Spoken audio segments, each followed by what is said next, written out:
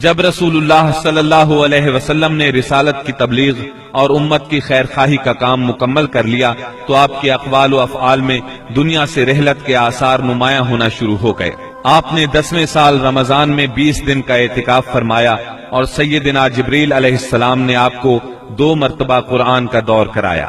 آپ نے اپنی صاحبزادی فاطمہ رضی اللہ عنہا سے فرمایا، میں سمجھتا ہوں میرا آخری وقت آ چکا ہے۔ سیدنا معاذ بن جبل رضی اللہ عنہ کو یمن کی طرف روانہ فرمایا تو انہیں وصیت فرمائی، اے معاذ، غالباً اس سال کے بعد تم مجھ سے ملاقات نہ کر سکو گے اور میری اس مسجد اور میری قبر کے پاس سے گزرو گے۔ یہ سن کر سیدنا معاذ بن جبل رضی اللہ عنہ رونے لگے۔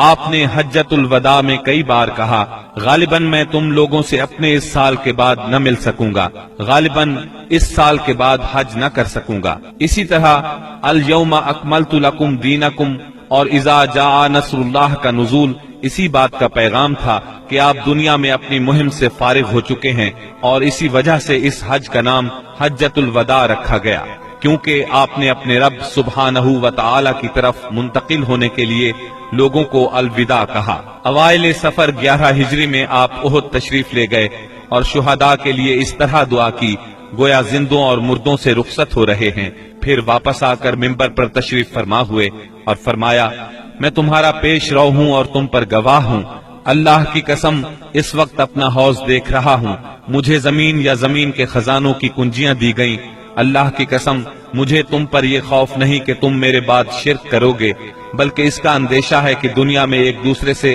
آگے نکلنے کی دوڑ میں لگ جاؤ گے۔ ماہ سفر کے آخر میں آپ رات کے وقت بقیع غرقد تشریف لے گئے، اہل بقیع کے لیے دعائے مغفرت کی اور فرمایا، ہم بھی تم سے آن ملنے والے ہیں۔ ماہ سفر کے آخری پیر کو رسول اللہ صلی اللہ علیہ وسلم ایک جنازے میں بقیع تشریف لے گئے۔ سیدہ عائشہ صدیقہ رضی اللہ عنہا فرماتی ہیں، آپ بقیع سے واپس تشریف لائے تو میں اپنے سر میں درد محسوس کر رہی تھی اور یہ کہہ رہی تھی کہ ہائے میرا سر۔ یہ سن کر آپ نے فرمایا، بلکہ میں واللہ اے عائشہ ہائے میرا سر۔ یہ آپ صلی اللہ علیہ وسلم کی بیماری کی ابتدا تھی، اس کے باوجود آپ باری باری سب بیویوں کے پاس دن گزارتے رہے، یہاں تک کہ مرض میں شدت آ گئی۔ اس وقت آپ سیدہ میمونہ رضی اللہ عنہا کے گھر میں تھے اور پوچھ رہے تھے، کل میں کہاں رہوں گا، میں کل کہاں رہوں گا؟ مطلب یہ تھا کہ مجھے سیدہ عائشہ رضی اللہ عنہا کے ہاں رہنے دیا جائے۔ چنانچہ ازواج مطہرات نے اجازت دے دی کہ آپ جہاں چاہیں رہیں۔ آپ سیدنا فضل بن عباس اور سیدنا علی رضی اللہ عنہما کے سہارے پاؤں زمین پر گھسیٹتے ہوئے نکلے اور سیدہ عائشہ صدیقہ رضی اللہ عنہا کے گھر منتقل ہو گئے۔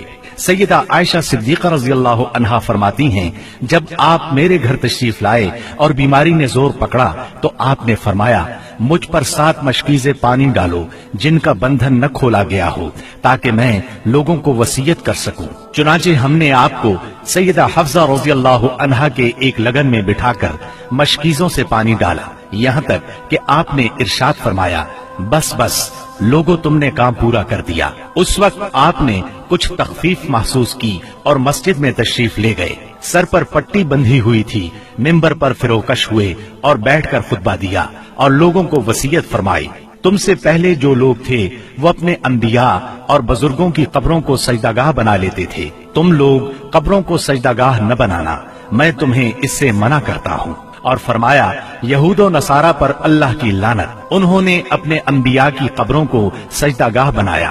مزید فرمایا، تم لوگ میری قبر کو بت نہ بنانا کہ اس کی پوجا کی جائے۔ آپ نے نماز، غلاموں اور لونڈیوں کے بارے میں بھی وصیت فرمائی اور فرمایا، میں تم میں 2 چیزیں چھوڑ رہا ہوں، جب تک ان دونوں کو مضبوطی سے تھامے رہو گے ہرگز گمراہ نہیں ہوگے، کتاب اللہ اور میری سنت۔ مرض کی شدت کے باوجود آپ نمازیں خود پڑھاتے رہے، لیکن اس دن یعنی جمعرات کو جب عشاء کا وقت ہوا تو آپ نے لگن میں غسل فرمایا تاکہ مرض میں کمی ہو جائے۔ اٹھنے لگے تو غشی طاری ہو گئی، پھر افاقہ ہوا تو دوبارہ غسل فرمایا، پھر اٹھنے لگے تو اس بار بھی غشی ہو گئی، تیسری بار غسل فرمایا، اٹھنے لگے تو پھر غشی طاری ہو گئی۔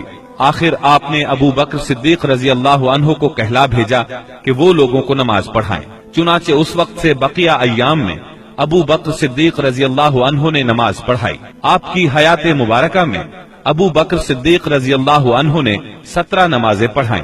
ہفتہ یا اتوار کو رسول اللہ صلی اللہ علیہ وسلم نے کچھ افاقہ محسوس فرمایا، چنانچہ 2 آدمیوں کے سہارے سے ظہر کی نماز کے لیے تشریف لے آئے۔ اس وقت سیدنا ابو بکر صدیق نماز پڑھا رہے تھے۔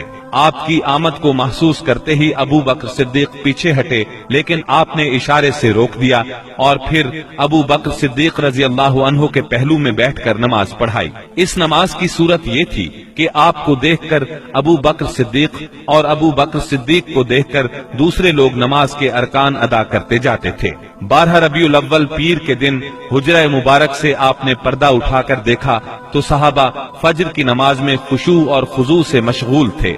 یہ منظر دیکھ کر آپ خوشی سے مسکرا دیے۔ مسلسل علالت کے باعث کمزوری بہت ہو گئی تھی۔ سیدہ عائشہ صدیقہ رضی اللہ عنہا کا سہارا لے کر لیٹ گئے۔ اسی روز یا اسی ہفتے میں کسی روز آپ نے سیدہ فاطمہ رضی اللہ عنہا کو بلایا اور کچھ سرگوشی کی۔ وہ سن کر رونے لگی، پھر کچھ سرگوشی کی تو وہ ہنسنے لگی۔ سیدہ عائشہ نے پوچھا تو چھپا گئیں، لیکن نبی صلی اللہ علیہ وسلم کی وفات کے بعد انہوں نے بتایا کہ پہلی مرتبہ آپ صلی اللہ علیہ وسلم نے فرمایا تھا کہ آپ اپنے اسی مرض سے وفات پا جائیں گے۔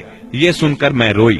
پھر آپ نے فرمایا کہ آپ کے اہل و عیال میں سب سے پہلے میں آپ سے ملوں گی، اس لیے میں ہنسی تھی۔ اور آپ نے انہیں یہ بشارت بھی دی تھی کہ آپ ساری خواتین جنت کی سردار ہیں۔ دن جیسے جیسے چڑھ رہا تھا آپ پر بار بار غشی طاری ہو رہی تھی۔ سیدہ فاطمہ رضی اللہ عنہا یہ دیکھ کر بولی، ہائے میرے باپ کی بے چینی۔ آپ نے ان کے الفاظ سنے تو فرمایا، آج کے بعد تمہارا باپ کبھی بے چین نہیں ہوگا۔ پھر آپ نے حسن اور حسین رضی اللہ عنہما کو چوما، ازواج مطہرات کو بلا کر واعظ و نصیحت فرمائی۔ ادھر لمحہ بلمحہ تکلیف بڑھتی جا رہی تھی اور اس زہر کا اثر بھی ظاہر ہونا شروع ہو گیا تھا جو آپ کو خیبر میں کھلایا گیا تھا۔ چنانچہ آپ اس کی تکلیف شدت سے محسوس کر رہے تھے۔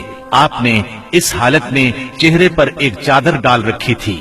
جب سانس پھولنے لگتا تو چادر چہرے سے ہٹا دیتے۔ اس حالت میں بھی آپ نے فرمایا، یہود و نصارہ پر اللہ کی لعنت، انہوں نے اپنے انبیاء کی قبروں کو سجدہ گاہ بنایا۔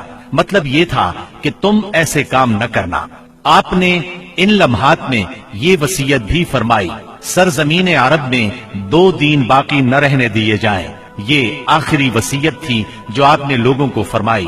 اس کے بعد کئی بار فرمایا، الصلاة الصلاة وما ملكت ایمانکم، نماز نماز اور تمہارے زیر دست لونڈی اور غلام، یعنی ان کا خاص خیال رکھنا۔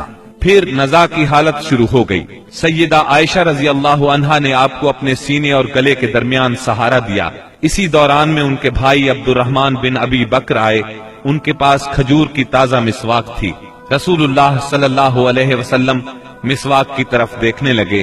سیدہ عائشہ صدیقہ سمجھ گئیں کہ آپ مسواک کرنا چاہتے ہیں۔ انہوں نے پوچھا، کیا آپ مسواک کرنا چاہتے ہیں؟ آپ نے سر کے اشارے سے ہاں فرمایا۔ چنانچہ انہوں نے مسواک لے کر چبائی، نرم کی اور پھر آپ نے اس کو لے لیا۔ نہایت اچھی طرح مسواک کی۔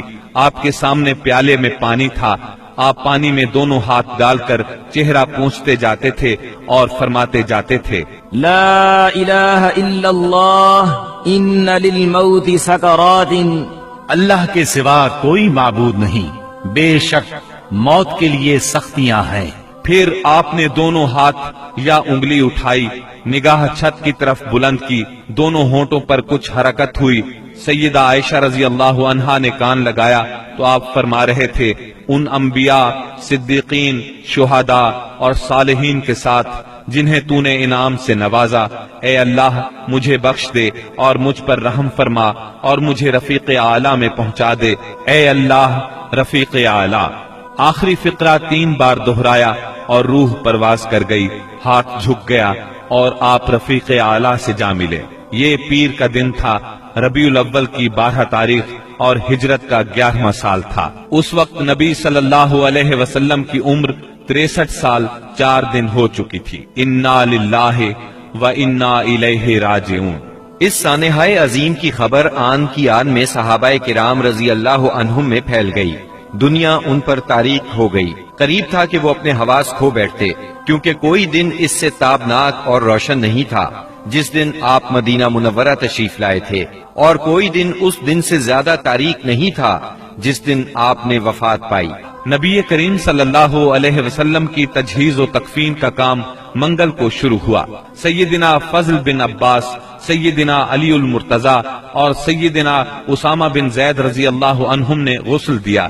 سیدنا عباس رضی اللہ عنہ بھی موجود تھے۔ سیدہ عائشہ صدیقہ رضی اللہ عنہا کے حجرے میں آپ نے وفات پائی، وہیں آپ کو دفن کیا گیا۔ یہ حجرہ آج تک روضہ نبوی کے نام سے موسوم ہے۔